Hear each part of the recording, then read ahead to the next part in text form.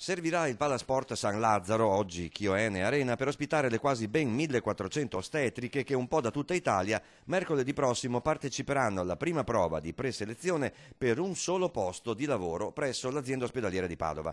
C'è chi non se ne meraviglia.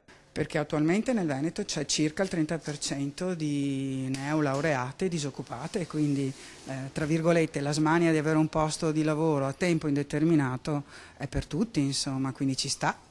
I concorsi quanto frequenti sono?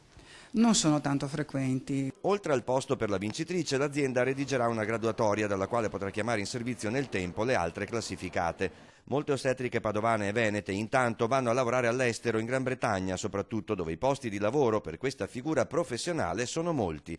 A Padova invece, tra quelle in servizio, ce ne sono tante di precarie, con contratti a termine, ma ormai esperte, perché non sono state assunte prima loro. Noi ricordiamo alle amministrazioni e alla Regione Veneto che in questo momento c'è una normativa che prevede la stabilizzazione del personale precario, mancano ancora le linee guida regionali che possono permettere alle amministrazioni di portare avanti questa stabilizzazione. E così nel giro di qualche mese a Padova ci sarà un altro concorso per un altro solo posto per ostetrica, stavolta indetto dalla ULSS 6. Per le aspiranti al posto, altra trasferta e altra serie di prove d'esame. Comunque, in un settore sottodimensionato nel personale, meglio prendere quello che c'è, se la salute pubblica vuole davvero il bene della donna partoriente e del suo bambino. Tutte le evidenze scientifiche, tutti gli studi fatti in ostetricia riportano che dove c'è un'ostetrica che segue one to one una donna c'è un miglioramento della qualità assistenziale.